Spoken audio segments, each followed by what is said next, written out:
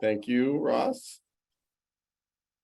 Welcome to the August 25th Technical Advisory Committee, Sonoma County.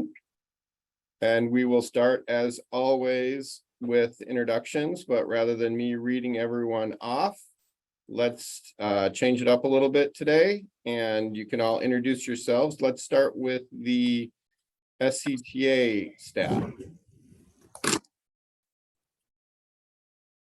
You are muted. I hit mute, but apparently I had to do it in 2 places. It's showing me unmuted. Can you guys hear me? You're good now. Okay. Wow. Hi, I'm Shauna Goss with the Sonoma County Transportation Authority. I'll hand it off to Ross. Hello, Ross Clendenin, SCTA, filling in for Drew today. And Chris Barney from SCTA.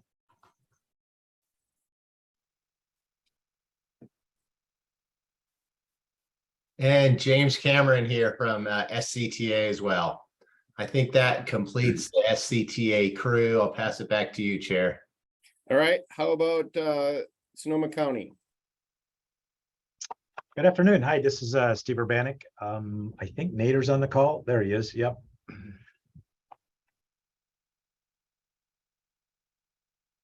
Nader, do you want to quickly introduce yourself?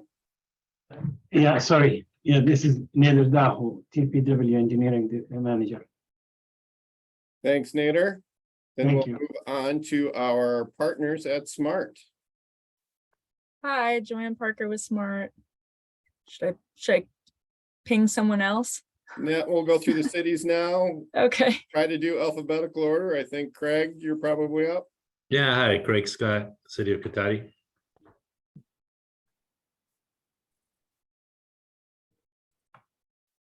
Anyone? Hi, everyone. Mario Landeros, representing City of Sebastopol. Hi, hello, Edie Sada, Roanoke Park. Great follow-up, Edie. Nancy Adams, Santa Rosa. I'm Oriana Hart with City of Sonoma Public Works. Ken Eichstead, City of Petaluma. And Orlando from Caltrans. Want to introduce yourself?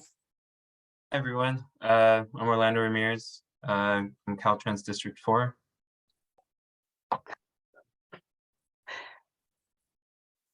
And Andrea? Here, I'll turn. I'm actually a member of the public, but I also work at Trimble and with Caltrans. And I was actually really interested in the topic today and what my own county and area was doing. So as long as it's okay for me, it says I can be on here as the public, but I'm just interested to hear what everything that's going on and see if I can support you guys at all and join in our being more involved in the local community. Well, thank you, Andrea. The public is always welcome. We're glad to have you here. Thanks. Anyone I missed? I'm Elizabeth Tyree, Sonoma County Regional Parks. Thank you, Elizabeth. I think that's everyone. That wasn't too painful. We'll move on to public comment. Is there any? Seeing none. Onward to approval of the meeting minutes from both June 23rd and July 28th. Does anyone have any additions or changes? Seeing none, can I get a motion to approve? Motion to approve. I'm there with you, Steve. Nancy approved, second. All right. Seeing no one speak up, that passes unanimously. Onward to item 3, which is going to be at the end of the meeting, starting at 3 o'clock, or I guess whenever we're done. Now up to item 5, Measure M discussion 4.1 and 4.2, Shauna.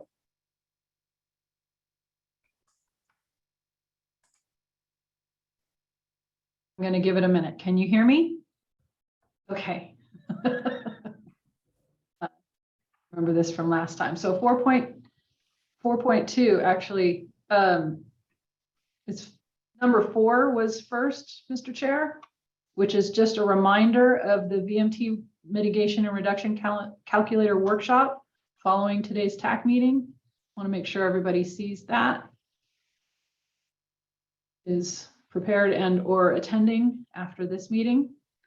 And with that, I would move on to the next item with your permission, Mr. Chair. So the next item takes us to the Measure M invoicing and obligation status. And it's bigger.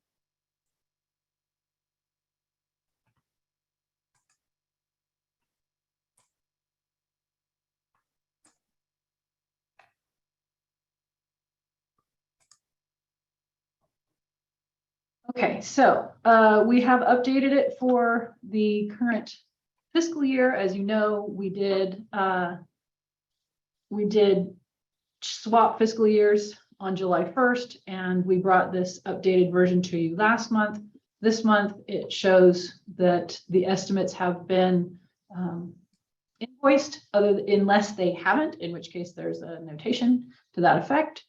You will find yourself on this list if you have an open obligation or if you have funds programmed in this fiscal year or in a previous fiscal year that haven't yet been appropriated. It's just a reminder that invoicing is required at a minimum of every 6 months, preferably no more than once a month, but somewhere in between there is more optimal. And with that, I would take any questions on that item.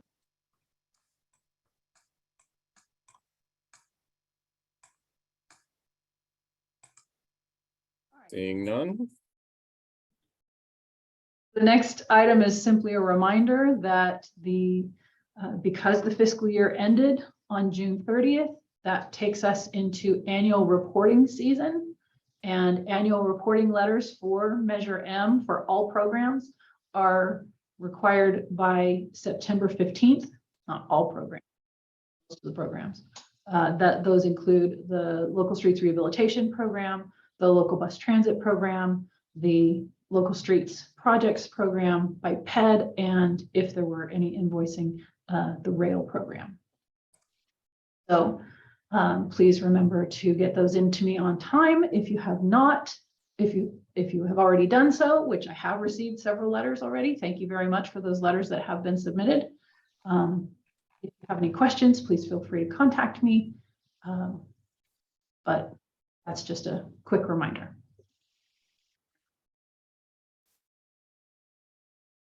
Includes that item, Mr. Chair. Thank you. And I see that the numbering was off. I think that's what had confused us in the beginning here. So we are now on item 6, the regional information update, starting with 5.1, inactive federal obligations.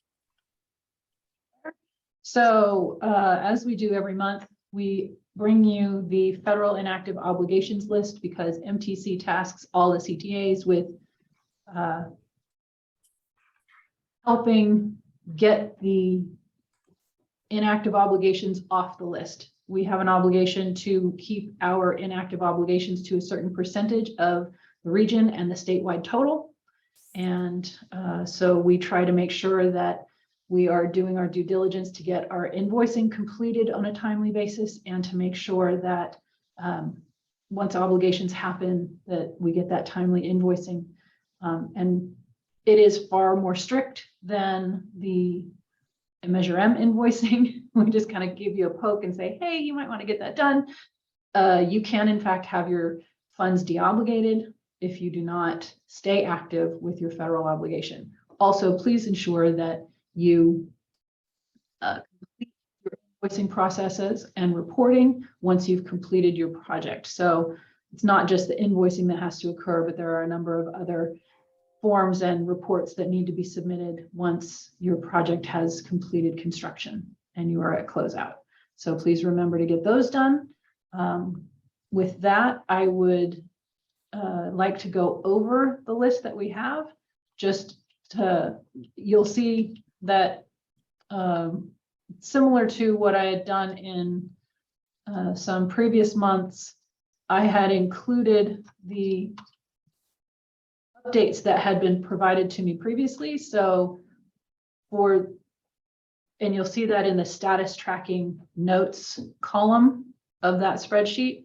So there are a number of projects that are highlighted in yellow. Those are the projects that I would need to see some sort of update, or where I'm asking for some sort of update now, because I don't have anything on the books, and the status of the inactive obligation is showing as invoice return to agency, or this project is overdue, or something that requires action.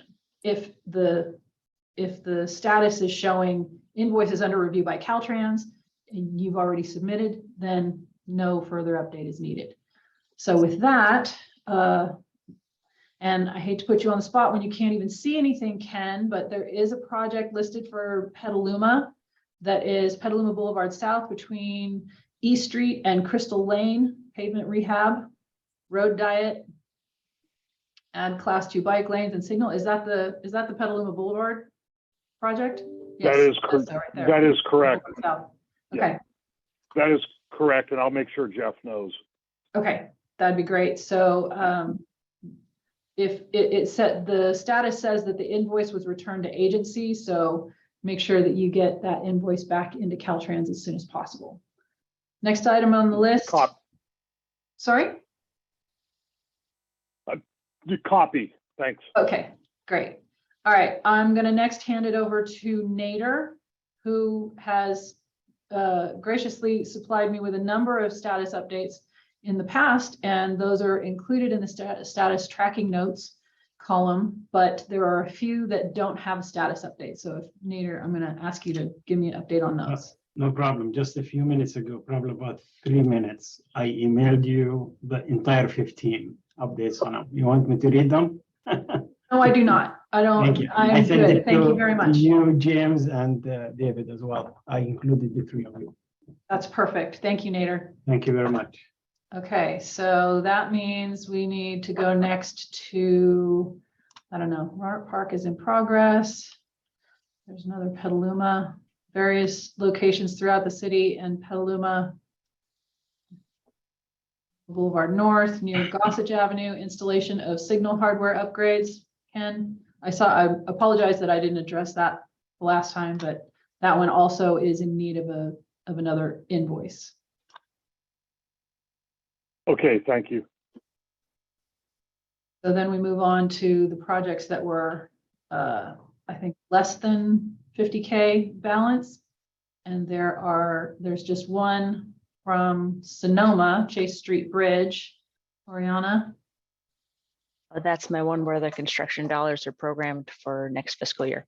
Right, okay. I had that. Hoping to advertise in November. Okay, advertise in November. As soon as Ken tells me I really have the money.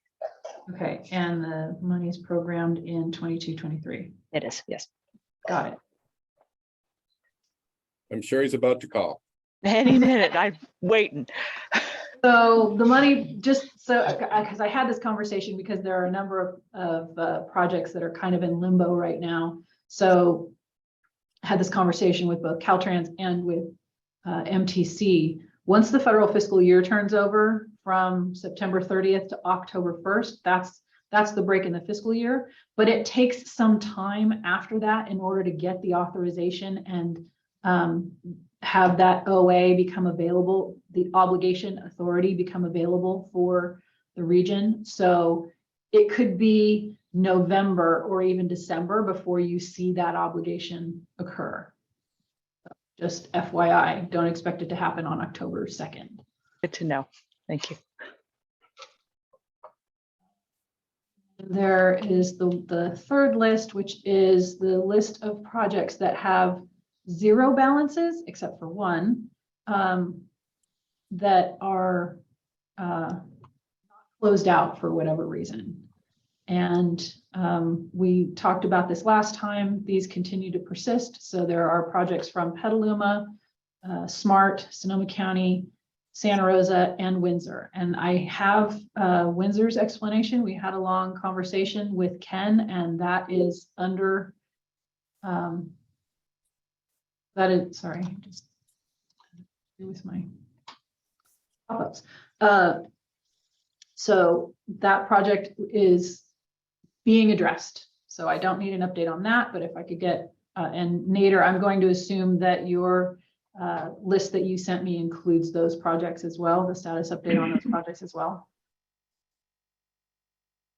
You're on mute. The list I sent you, I don't have a zero balance. I have less than 1,000. Okay, there's a Can you share with me third, there's a which third one? page. Yeah, so there, let's see, let me find the ones that apply to Sonoma County. it- Those are numbers 5920, 118, 139, And 107? 107. Yeah, it's under 1,000. I already addressed those, and two of them are active, the first two. The last one belongs to our Parks Department, which completed in 2014. And I believe, to my knowledge, they have submitted the final report. And I reported to you, I will be sorting it out with Ken and Caltrans District 4 to ensure to remove it off the inactivity and closing it officially out. Great, thank you. All right, then next I'm going to turn to SMART. Thank you. Thank you, Nader. I have no idea why we're on this list. We filed all our closeout paperwork with Ken in September. That's why we got the final invoice paid. The only thing I can think of is I keep getting an SB1 grant report kicked back to me, the CalSmart grant thing. Every quarter they have me file a closeout report, and then 4 months later they send me something back that says this is incorrect, redo it. And I say, okay, but here's the outstanding questions. And the big one that I can think of is we have to do counts to meet the ATP guidelines, and we can't do counts until Caltrans opens the project back up. Got it. So that's the only thing I can think of, unless there's some box or form or computer check that Ken was supposed to do that we didn't know about, that he's accepted all our closeout paperwork and paid out the final invoice. And we went through many iterations, and I will say he was extremely helpful in walking us through the final corrections instead of just kicking it back to us. So I appreciated that extra effort. Yeah, and thank you for drawing my attention to the fact that it's just waiting on the counts, because I think you're right. I think that's what it is. And you think it's the SB1, the CalSmart report? Yep. Yeah, okay. They won't reply to my comments or questions ever. They just 3 months later kick me back the report and then say file it again. Have you tried calling CTC? No, because it's Caltrans. Okay, but CTC might be able to help just because. Yeah. Oh, you mean like from the filing of the report part? Yeah. When does anyone know when that's supposed to open up? It's quarterly, so it happens on like. No, I mean the pathway. When is Caltrans going to open it back up so that we can close out our quarterly report? Sure. I'm going to lean on James for that. Yeah, right now it's October 15th is the will happen date, and it's as soon as possible as well. So we're hoping to beat that date, but that is the worst case scenario. Okay, I'll make sure our folks know, because we are planning to install automatic counters out there. So it's maybe a bit more of a delay before we have the reports to close out the project, but we're there. It might be just quicker to just wait until the pathway opens up rather than get an answer from CalSmart. All right, and then the last one that we need to hear about is the Santa Rosa project, which is various schools within the city of Santa Rosa Safe Routes to School project, which has a zero balance, is probably done, but it has something that is preventing it from getting taken off the list. All right, Sean, I'm down for this one. I got it figured out. Ken and I talked, and I'm meeting with one of the engineers. Apparently Julie Gonzalez, who doesn't even work with the city. I mean, look at this, it's been 8 years ago, right? She didn't do a closeout thing, so a set of documents. So I'm gonna get that pulled together, and Ken was he was on board. And so we should hopefully get that buttoned up fairly soon. Great, thank you, Nancy. No problem. Okay, that concludes this item, Mr. Chair. Thank you. Onward to the second number 6 item labeled 5.2, the SCTA funding program One Bay Area grant draft final recommendations. Right. So I'm going to try to share my screen. And you'll have to tell me if I get the right one because I always end up with the wrong one. So let me start the slideshow. It looks like the right one. Okay, now are you getting the note? Yep. The full page? Looks great, Shauna. Okay, awesome. This is an update to what we brought to you in June, which was our draft funding program recommendations, staff recommendations.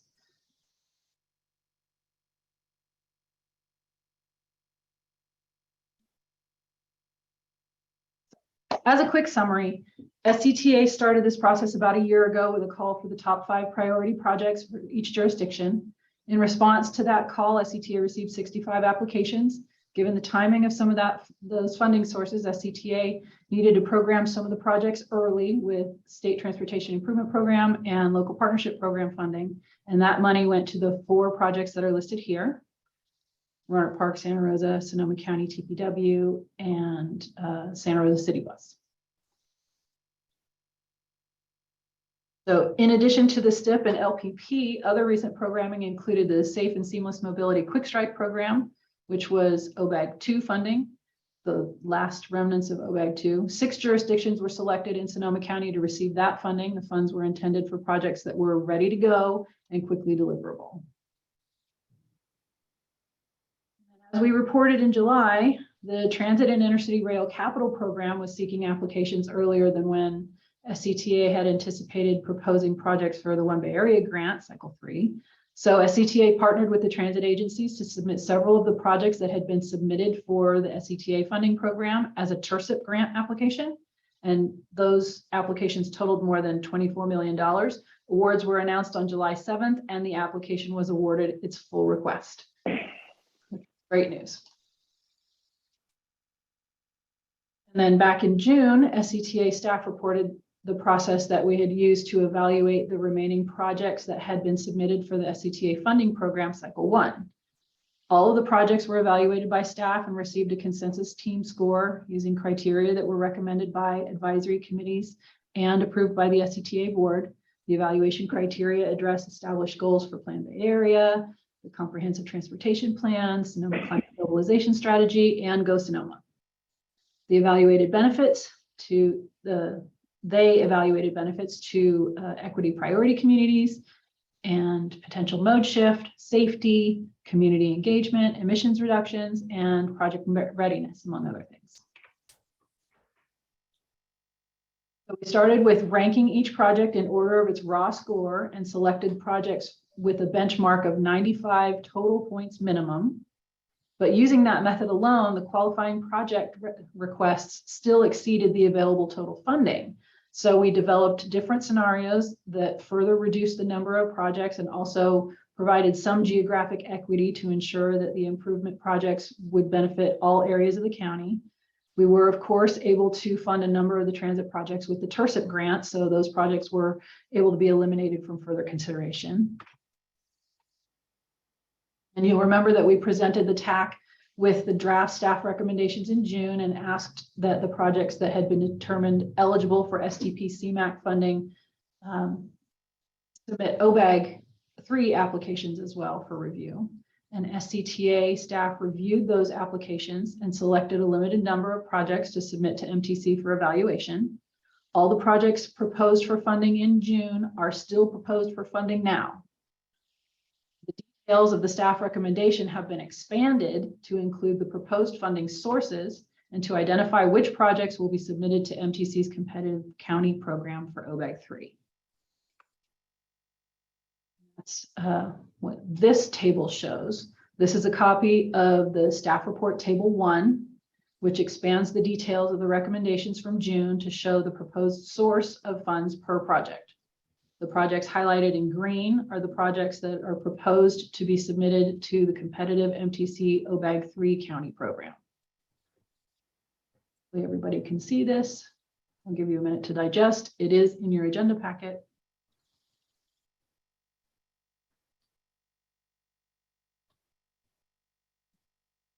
And because we were asked, we developed the next couple of pie charts, which show the funding percentages per project type, with bike ped making up 45%, traffic operations making up 35%, pavement making up 16%, and transit operations making up 4%. This pie chart does not reflect the transit capital projects that were funded with TIRCIP. This one does. So when you add the TIRCIP funds, the percentages change to 28% transit capital, 38% bike ped, 12% pavement, and 20% operations, and 2% transit operations.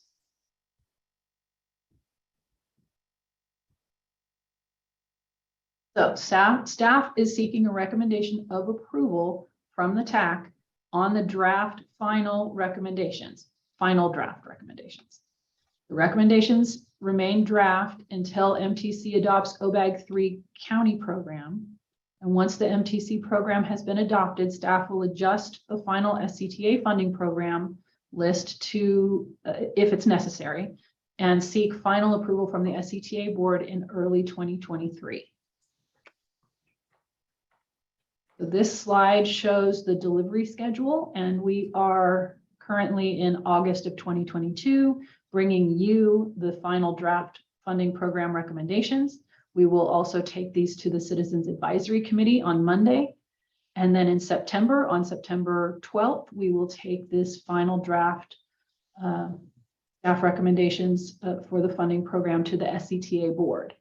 Also in September, once the board has seen it and taken action, we will submit the projects that were highlighted in green to MTC, along with all of the other documentation that's required from the CTAs.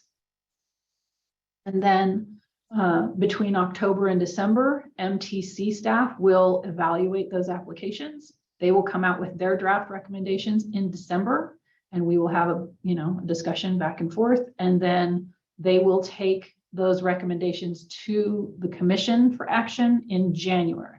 Once the commission has taken action, then SCTA staff will bring it back to the TAC and to the board in February. So it'll go to the TAC probably at the end of January, and then the board in February for final programming. Because as I said, if MTC doesn't address all of our requests, then we will make some adjustments to whatever didn't get funded. We're hoping that they're going to fund more, because we're going to be so highly competitive that they're going to fund more than what our target is. Fingers crossed. And then also, just so that you're all aware, those projects that are recommended and are selected for OBAG 3 funding will need to do their FMS applications by February of 2023 also. And this was relatively new. MTC recently reached out to all of the county transportation authorities seeking input on how delivery issues should affect the points awarded to the OBAG 3 applications. And this slide is a screenshot of the Sonoma County jurisdictions shown in the tables provided by MTC. This and additional information is included in your agenda packet, so you can see it and digest it. MTC has since adjusted this list for Healdsburg and Windsor. Healdsburg is counted as having made their obligation deadline, and Windsor did in fact obligate the funding prior to the end of the fiscal year, so that score will change for the number of projects with delivery issues to 0/1, which is what you want. And if there are any issues with the rest of this information, please notify me by tomorrow so that I can coordinate with MTC by their deadline.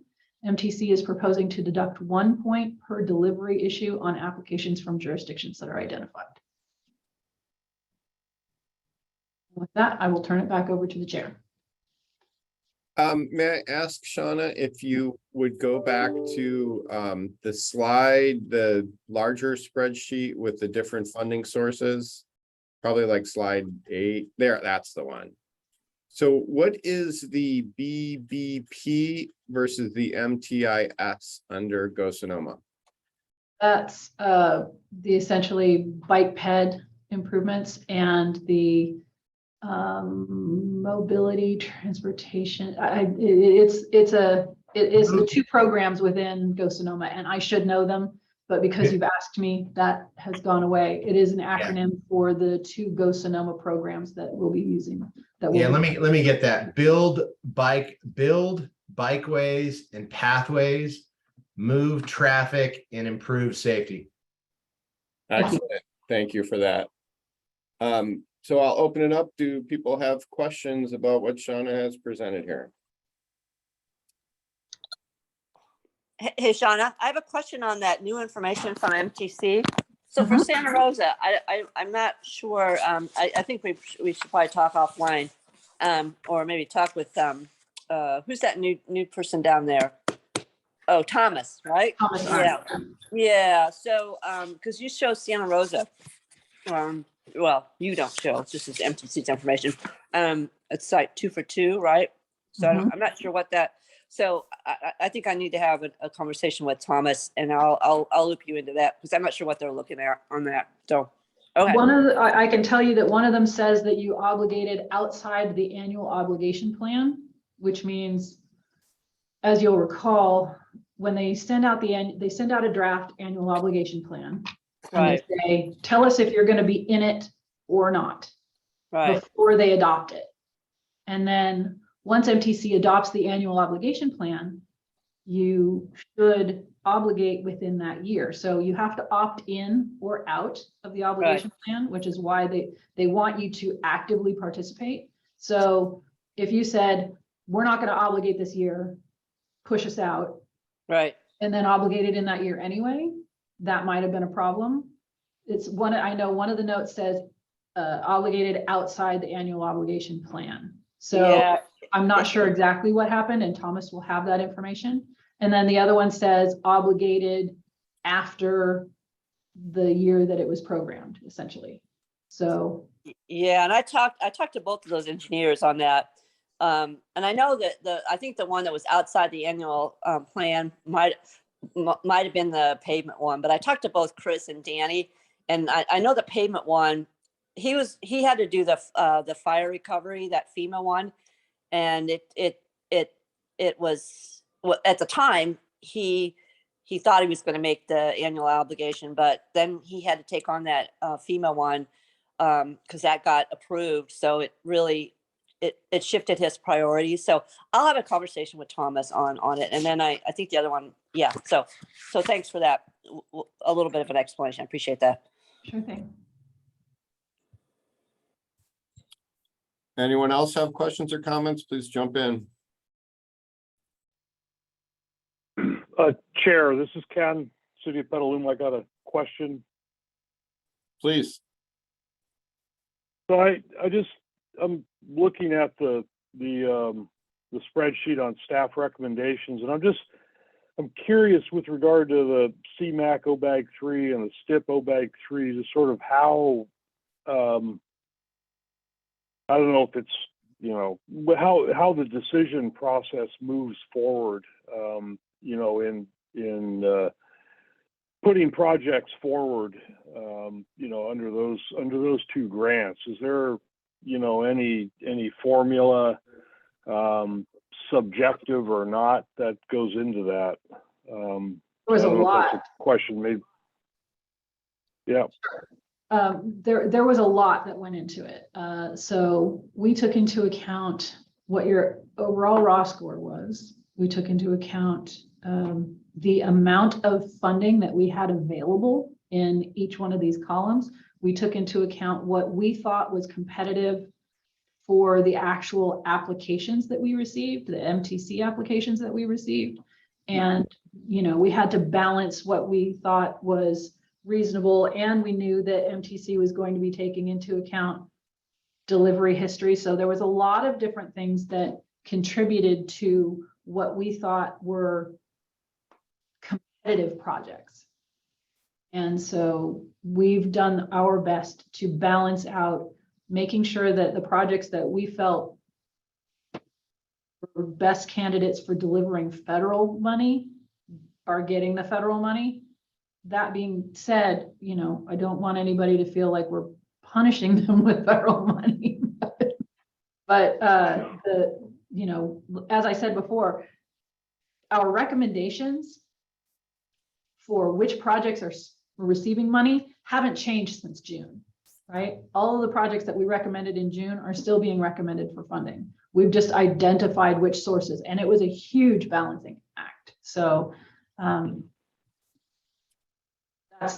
hope that's enough of a summary for you.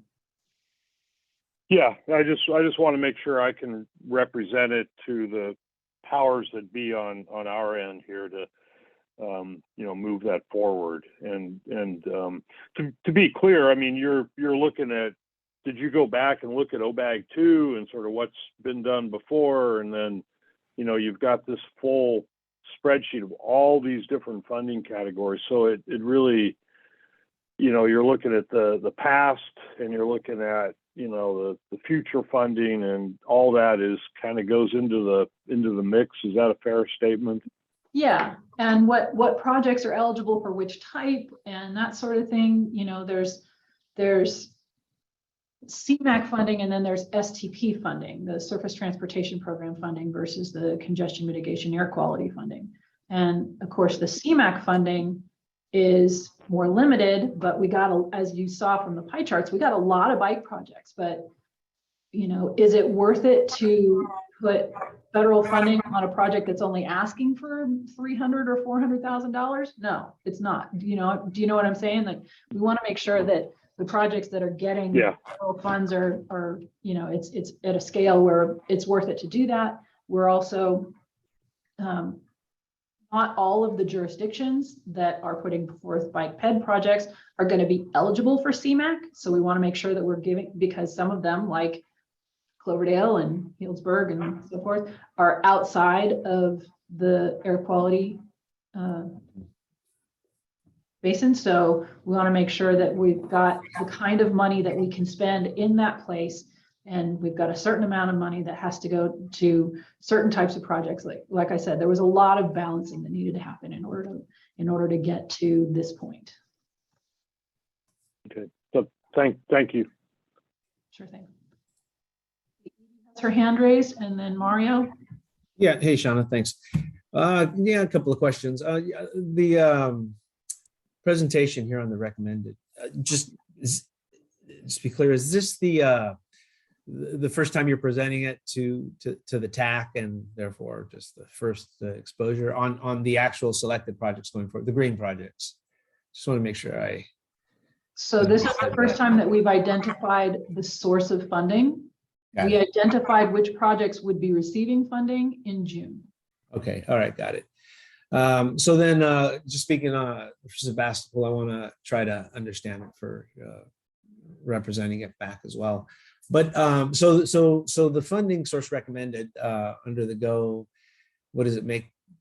Traffic, and the word safety is in there as well. But traffic improved safety. Yeah. So it's a recommended, but where do we go for these types of recommendations from here? I know right now the focus is on submittal into MTC, and the GO Sonoma, it's local. So where does that stand now? Is this a process that will go through in the as we go forward in the year? Any idea on that one? So as I mentioned earlier, the final funding recommendation will be made after MTC adopts the OBAG 3, and we know if there are any adjustments that need to be made.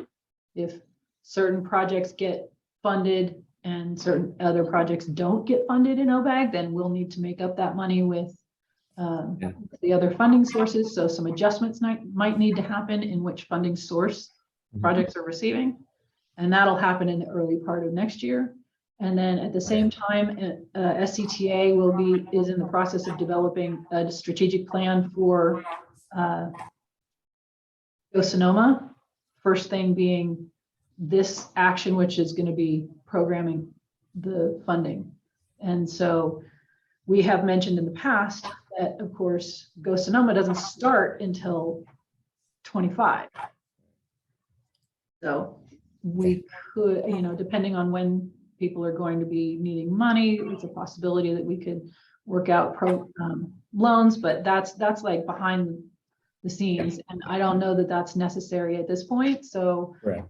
because most of the projects that we put into Go Sonoma are expected to be in the outer years.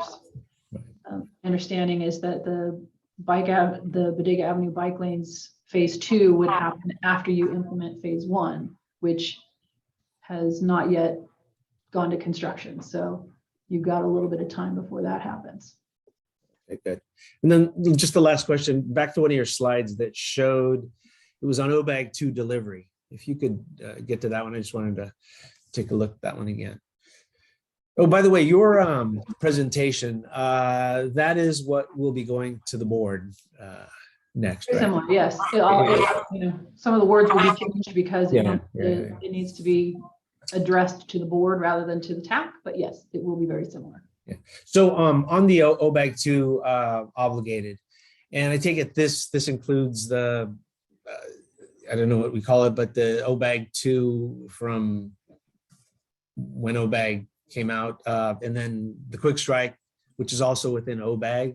Quick strike is not shown on this. Okay, right. So so these projects, the obligation, we still, I know we have a Bodega Avenue of phase 1 that is still to be obligated. It has a deadline for the obligation, and we're expecting to make that happen certainly before the deadline. But this table, is it just a snapshot of where things are at now? That's not to say that we didn't or completely missed the obligation on it, because we're still in the process of looking to obligate.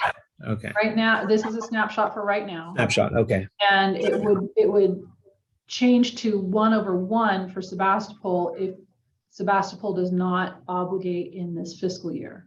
Mm-hmm. And skin of your teeth. It's the end of August. And the federal fiscal year ends in September. So we're hoping, fingers crossed, everybody wants this to happen. If it doesn't actually obligate, then it would be counted against you. Did you guys apply for advanced construction out of curiosity? We're in. Yeah, that's been submitted. It all went through. Okay. Yeah, and I got the then it likely won't be an issue. Yeah. Well, let me clarify that on the quick strike project, because that's the one that came up against the issue that you brought up earlier in today's example, where we needed to do advanced construction. Yeah, we did that. I was a little bit overhearing on the conversation with you and MTC on that issue. So it's the bike lane project, the Bodega Avenue phase 1 bike lane project that has the final deadline. I think it's January 31st is what we've been operating under. And so that's going to be submitted very, very soon here. We're in the process of completing that RFA. All right. Yeah. Okay. All right. Thank you. So Edie had her hand raised. She lowered it. Did you not have a question anymore, Edie? You answered my question, Shauna. Thank you. What it was about, if anyone wants to maybe has seen it, on page 19 of the agenda, you have a table of the OBAG 3 county program summary information and the funding sources programs. And I noticed on OBAG, the 2 OBAG 3 columns, the bottom program between programming available results in a negative amount. But I also went finally to the end where we'll be, depending on what happens, it looks like we'll backfill with Go Sonoma. So yeah, we were in a T 3 million. So you answered my question when you said funding adjustment when we know. So thank you. Excellent. Okay, Nader. Yeah, just a note for advanced construction. The gentleman who just spoke, Caltrans has been rejecting advanced construction applications. So double check that they process it for you. Actually for Mario, exactly. Sorry, I didn't have the name, Mario. That he mentioned something about advanced construction. Make sure that it has been processed, because Caltrans has requested the county to withdraw the AC application and submit for an actual and real money. So make sure that it is processed. Yeah, Yeah. I should mention that at the state level, they have been reporting that the state has a surplus of obligation authority. However, the districts have been under the impression that they were out of obligation authority, which they were very recently, but then the state identified a surplus. So now it's sort of getting that information from the state out to the districts and getting the district local assistance divisions to then process everything as quickly as possible to use up the rest of that OA. So it's kind of a hit or miss who gets what. But you can, if you've already submitted a request for advanced construction and it's being processed, then unless Caltrans asks you to change it, then they should be moving forward with that advanced construction request. That's my understanding. Yeah, if I may, Shauna, yeah, that's kind of what I got the impression of, because I received a direct email from Mallory at MTC telling me just that, of the availability of excess obligation. And then as was about to take the next step, boom, there comes Ken. And he says, all right, all out of money, do advanced construction, got that process started, just send me the form. I did that within a day. And he then next responded, yeah, he's submitted it to the federal FHWA. Yeah. No, not FHWA. They're it's whatever platform he uses to submit to the feds. But anyway, he says, yeah, he submitted it. It's on through for approval. Where it lay now, I cannot say, but it sounds like I better keep attention to some of these pitfalls of, cross understanding between the district and MTC and everybody else. Just the province of my note is to make sure that your application has been processed either way. It's not in somebody else inbox. No, understood. Well, it's not in Ken's, and from what he last communicated with me, so there we go. I'll get back in touch with him and follow up. But thank you. Sure.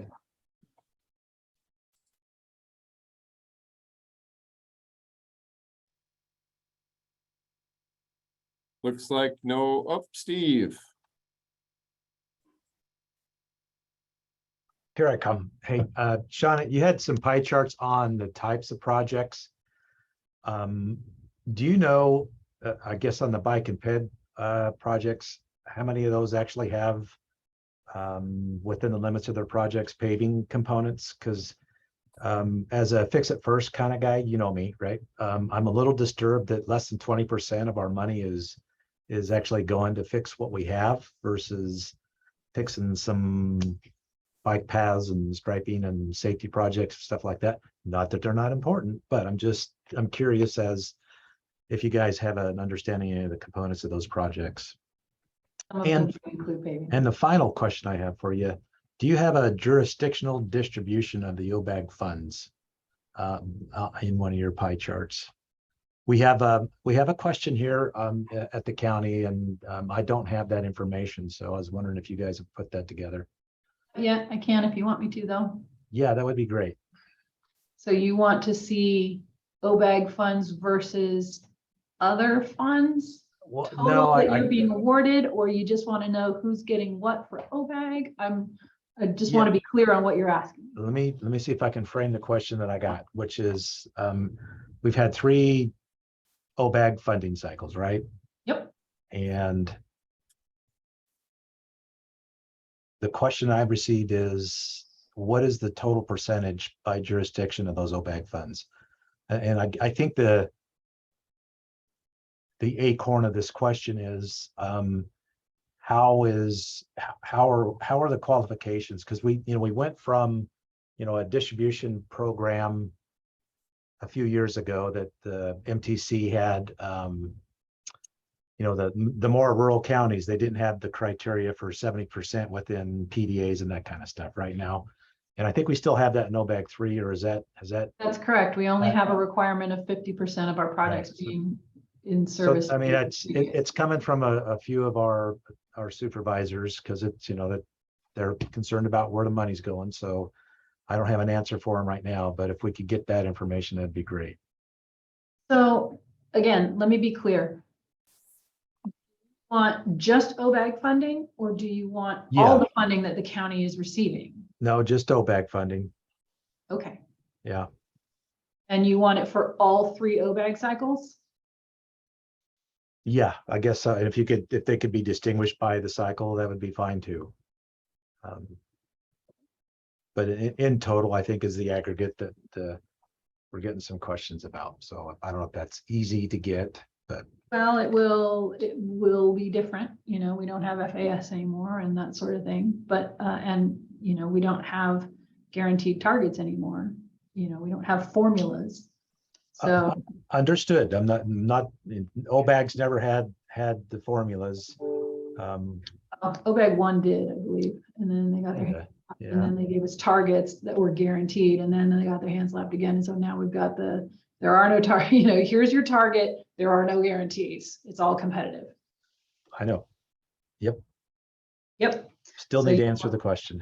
Sure. All right. I got you. Thanks. Any other comments before we move on? Thank you, Shauna. I thought that was a excellent presentation. Chair, I am looking for an action. Oh, yes, can we get a motion to approve the recommendations as presented? So moved. Of Edie? Second. Joanne. Anyone opposed? So Chair, before we take the vote, I'm going to be in support of the motions on the table, but I'd like to, as part of the record minutes or notes for this meeting, would like to have my remarks part of the record. Like I said, Santa Rosa is not at all, you know, we are totally in support of the list of projects that have been put forward throughout the conversation this last year and a half. So we think that all these things that the cities and the county are considering for transportation investments are all have a lot of merit. And we want to see Sonoma County and all of its cities really, you know, have the benefit of transportation investments moving forward. But what I'd like to have in the record is that, you know, we've had a lot of conversations, this group, other groups, and, you know, Steve just recently brought another interesting suggestion up. But I really would like that moving forward, that a process is developed that addresses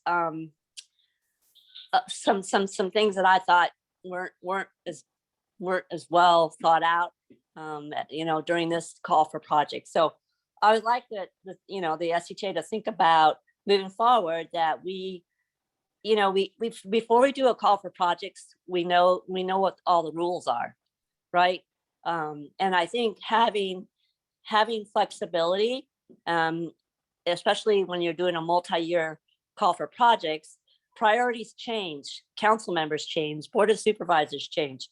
I think having the flexibility for locals to add projects, to rescope projects based on, you know, prioritizations within their jurisdiction, I think that's, you know, an important thing for us to think about moving forward. And then lastly, you know, just how these projects were evaluated, right? So, you know, cast a wider net, have more inclusivity with all the jurisdictions. I remember fondly, as Steve Urbanek mentioned a couple of meetings ago, we all were in a room and we all, you know, discussed these projects and we all, you know, had input. And to me, that feels a lot better than you know, having things just submit and then come back and with some evaluation. So I really like that inclusive part of evaluating these projects moving forward. So that's a lot for somebody to record in the minutes, and I'm happy to look at them once it's drafted up, but I really would like that to be included in the record. So that's it. And I will support the motion. Thank you, Nancy, for those comments. Rather than a vote, I'd just like to see if anyone is opposed. Seeing none, it passes unanimously. Onward to the draft federal obligation plan. Chair, so the draft obligation plan, we talked about this a little bit in the previous item. But you should have all received the annual obligation plan via email from John Saley. You should have received it a couple of different times now. Want to make sure that everybody has seen it. As I mentioned previously, annual obligation plan is the plan that provides priority to those projects that are programmed in this fiscal year. It usually also includes projects that didn't obligate in the previous fiscal year. The draft plan does. If you fail to obligate, let's say in this, you were programmed in 21-22, and then you failed to obligate in 21-22, but it's by a hair, and then you obligate in 22-23, then you're expecting that you will obligate as soon as money becomes available. Then you would say, yes, I want my project on that list, because you do have to opt in to the annual obligation plan. Right now, the draft annual obligation plan includes those projects that they anticipate going forward. If, for instance, not in this year because we're at the end of OBAG 2, but let's say next year when we start moving into OBAG 3, and if you had project that was programmed later on, but you wanted to go in that federal fiscal year, you wanted to go early, you could request to be added to the annual obligation plan at this time when it's still draft, and then you say why, and they will include you. Similarly, you've been doing all your project development and you are running into some things that you hadn't anticipated, and it doesn't look like you're going to be able to make that deadline of submitting your request for authorization by November 1st, then you can ask to be pushed out of the annual obligation plan. No harm, no foul. If you ask to be included or ask to remain in the annual obligation plan and then you fail to deliver, you will end up on a list similar to what we talked about with the red and green, where it says you failed to deliver and you are not working within the annual obligation plan that everybody agrees this is how we're going to do business. So point is, if you're on this annual obligation plan, this draft annual obligation plan, you must verify with MTC whether you want to be in or out. So make sure that you communicate with MTC about your status on the annual obligation plan, and then due diligence in order to deliver those projects that are included in the annual obligation plan. The annual obligation plan will be approved, I think, in September by MTC, and then that will be the obligation plan for the federal fiscal year. Are there any questions about the annual obligation plan? It is included in your agenda packet along with both of John Saley's emails. So if you need to reference those, they can be found in the agenda packet. So even if we've responded previously, we should respond again. If you have responded since these emails came out, there is no further action necessary. If you have seen this before but haven't yet communicated to MTC that you either want to be in or out, then yes, action should be taken. Understood. Any other questions, comments? Seeing none, onward. Safe Streets for All grant program. Is that Dana?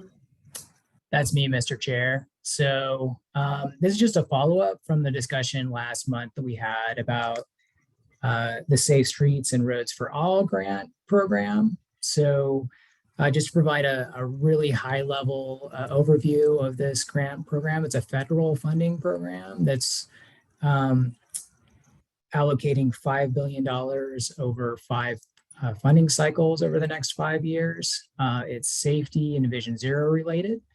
So there are a lot of opportunities there. And with the countywide Vision Zero action plan and the local road safety plans in place, we should be eligible to apply for an implementation grant at some point. So Dave and I looked at the notice of funding opportunity and looked at our Vision Zero action plan. And what we'd like to do is over the next year, get the Vision Zero advisory committee together and work with you all to identify some projects for a multi-jurisdictional grant application for next fall. So, so that's where we're at right now. So no action right now, but we'll be working with you over the next year to try and get something together for the next funding cycle. So in the staff report, there are links to our Vision Zero action plan and more information about the grant program as well. Thanks. Thanks, Chris. I guess more to come. If no one has questions, onward to item number 7, the SCTA RCPA board meeting on September 12th. Is there an agenda in the packet? No, Mr. Chair, but Ross is probably working right now to bring it up and share screen. There we go.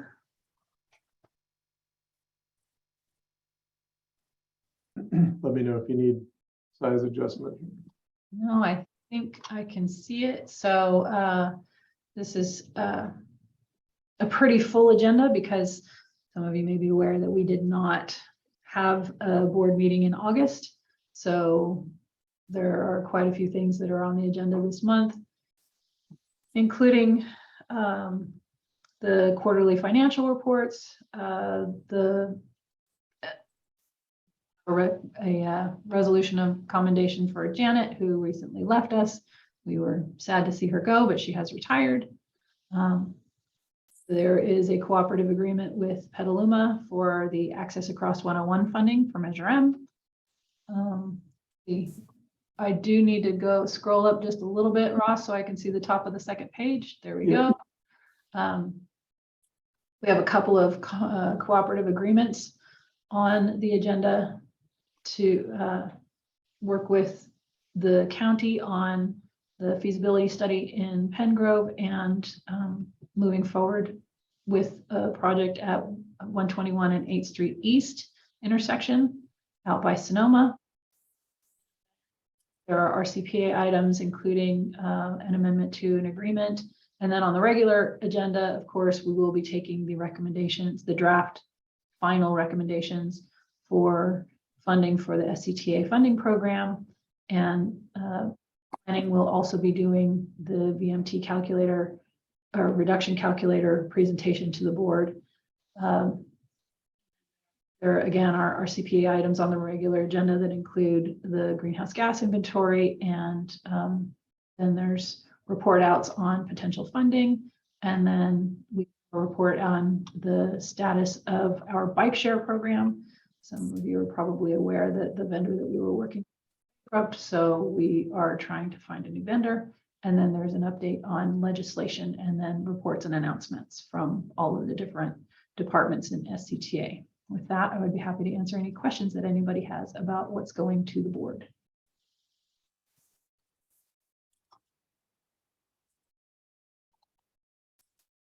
Seeing none, thank you for that. Roundtable discussion on grants being pursued. This is a standing item now on our agenda, Mr. Chair, that requests just a quick discussion. If anybody has identified funding sources that they're seeking grants for, we just kind of like to keep it open and know what everybody's doing so that we can make sure that we're collaborating as best as possible and partnering on anything that we can help with if there is need for that sort of thing. So turn it over to the group to find out if anyone is seeking grants for anything. Well, I don't have anything new beyond what we discussed at the last meeting, although our utility department is applying for some FEMA grant mitigation grants. Nothing of particular interest for this group.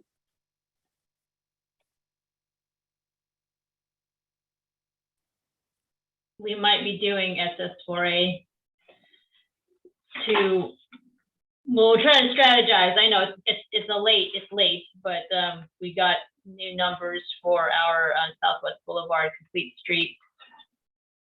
And it's kind of higher than we wanted it to be.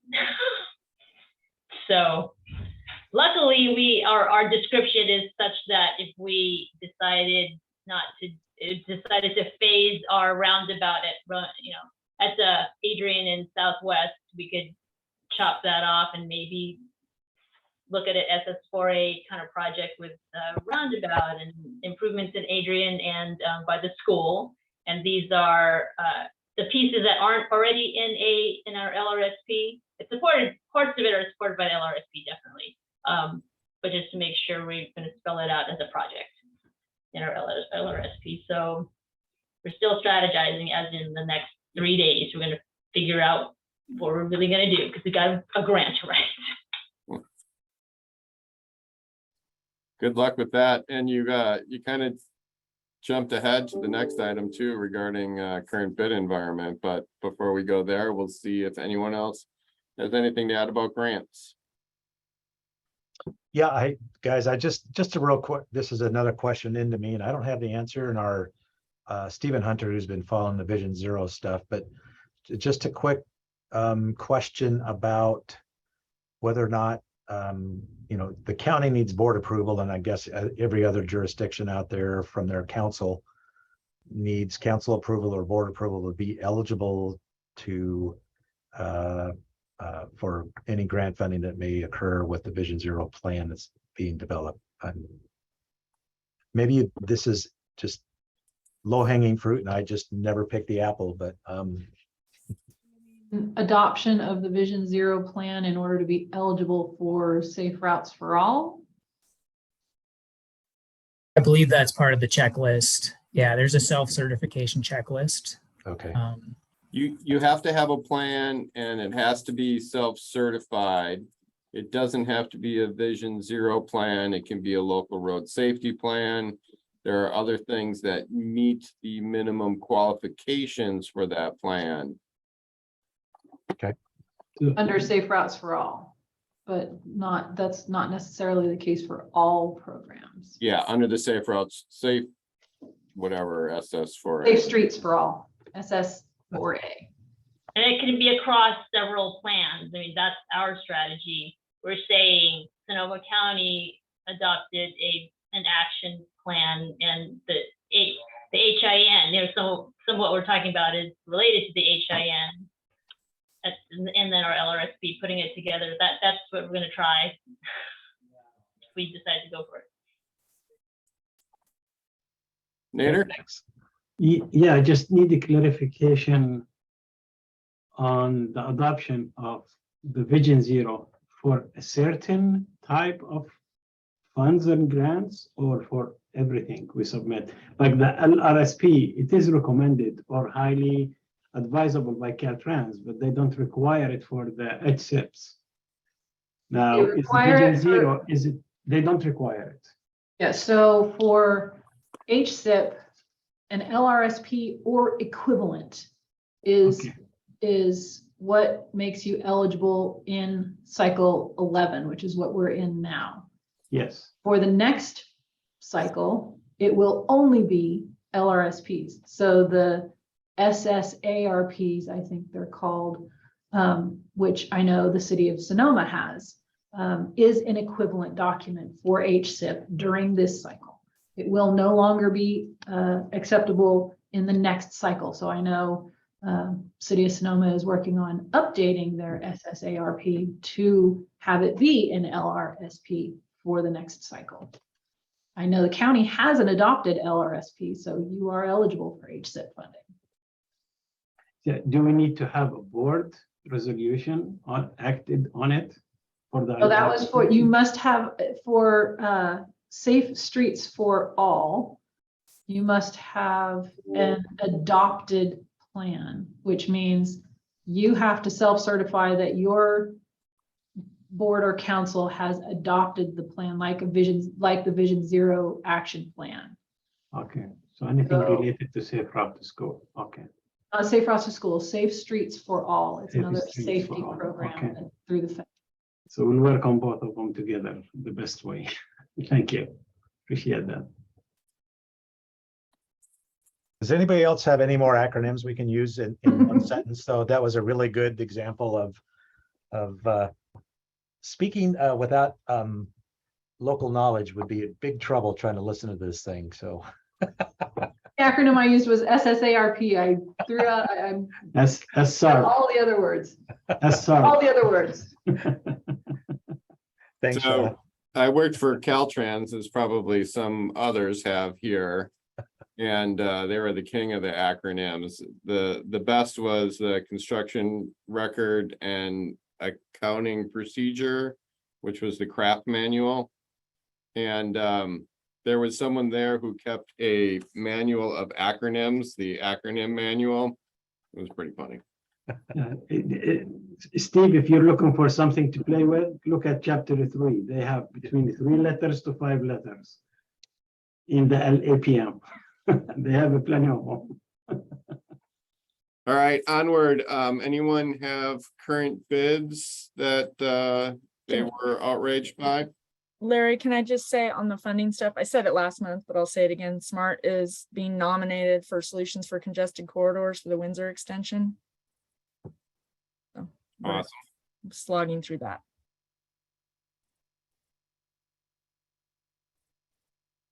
Anything else? Anything to add about current bid environment?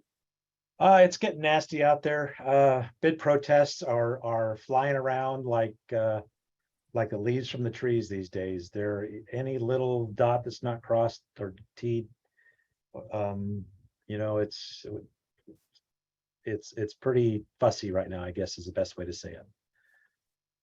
Well, that's interesting. So do you have an example of what the basis of the objection is? It can range from, do you know that this is our county that you're bidding in and we should have most of the projects attitudes to bid protests over non-material issues like, you know, misspelling a subcontractor's name, that kind of stuff. So contractors' elbows are out and they're looking for any little thing to make bids non-responsive, I guess is the best way to say it. And they're, whether they're hungry or it's just, you know, a bad time to bid projects at this point, just because of the late part of the year. We have a good example is just the Samarqua Springs sidewalk. It's a special project to support the fire folks there in the Wikiup area. So we kind of hustled the project out, and how many bids did we get? We got 5 bids. Asked for one contractor asked for relief because they left a lot of money on the table. And then it got down to dots and T's crossed and misspelling of names and DNR numbers, maybe right, maybe not right. So yeah, it's a little fussy right now, I guess is the best way to say it. And how are the bids coming in? Are they close to your engineer's estimate? Are they way off? Because it sounds like they're fighting over it.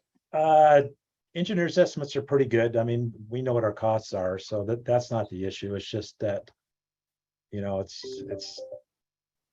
you know, 10-pound roast and 5 forks, and they all want the same roast. So, anyone else? Yeah, I have to echo exactly. I had the same issues on North McDowell, and it's been very messy. The first bid iteration, there was a math error in the low bid. Second bidder was non-responsive, and the third bidder protested. We threw it all out, went back. And then we've got another bid protest, goes to council on the 12th, and we're going to go with the low bid who is responsive. But it's there's definitely just infighting with contractors up here. There's always a little bit of a parochial nature in these things, but we've also had issues with folks coming in from the outside and the locals not liking it. It's just been really messy. Fortunately, we had 5 bids. They're all within 10%. And they're all lower than the engineer's estimate. So there are some, good things going on, but it's just really messy. And they had to send three protest letters, and those had to have all responses that we let the other contractor respond to and let their attorneys duke it out. And we just sort of stay on the sidelines. You guys got to figure it out. But it's not, it's who needs reality TV when you've got all this great reality right in front of you? So that's our experience. Thanks, Ken. That actually sounds like pretty good news to me, but sorry. It is. It actually is. Yeah. I don't mind contractors fussing with each other. I just don't want them fussing with me, right? So I like the competition, but it does, just had a meeting with our staff to talk about bid reviews are very important to make sure that when you're sending that information out, that you've done your due diligence internally first. So probably just a good check for everybody who's doing bid reviews. Anyone else? Seeing none, on to other business. I do have one question, I think for Dana. There was talk about SCTA leading a bike and ped master plan. Can you give an update on that, please?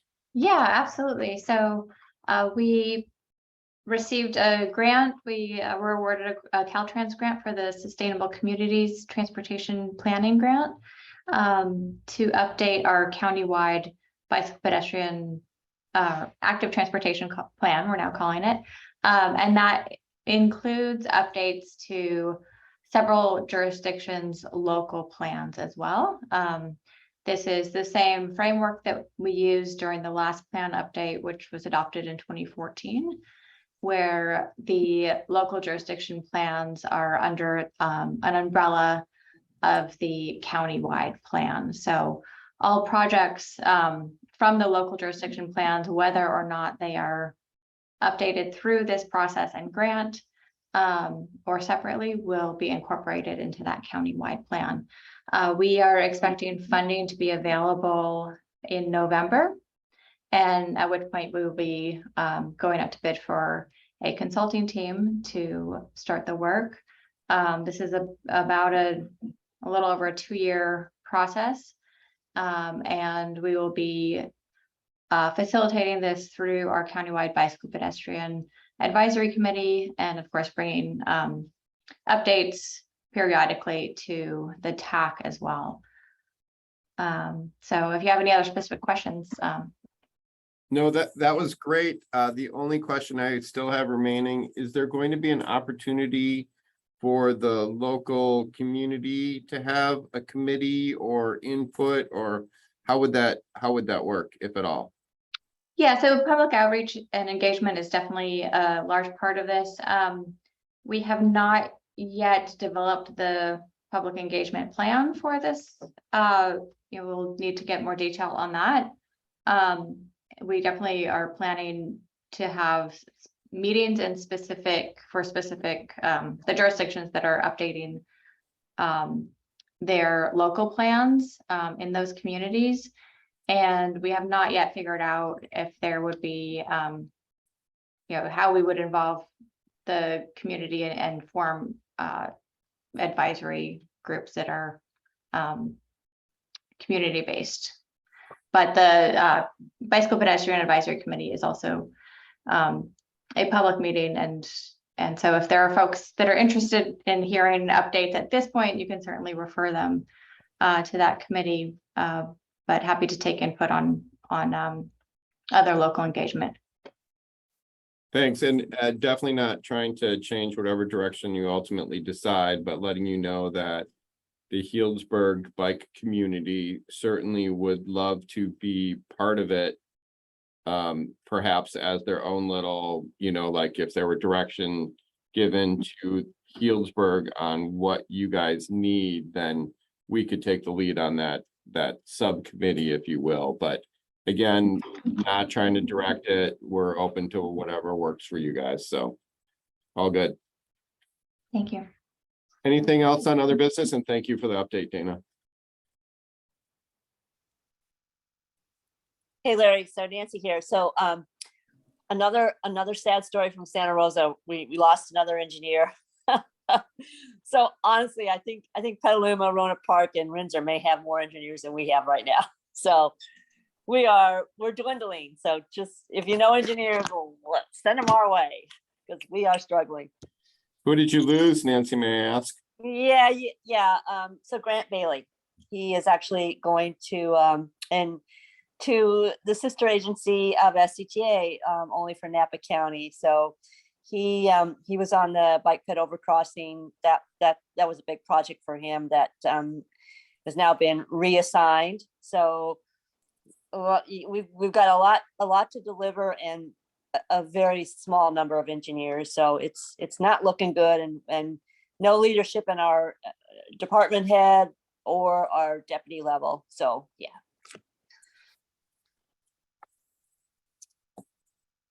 So you can work weekends, Nancy. No other comments? With that, I think we are adjourned. Thank you, everyone, and everyone stays here. And we will start early. There's actually a new meeting invite. Okay. So yeah. So it should have gone out to everyone. So log in at 3, Chris. Logging at 3. Yeah, I'll fire it up here in a few minutes. Okay. Okay. Thanks. Enjoy you, your guys. 7 minutes.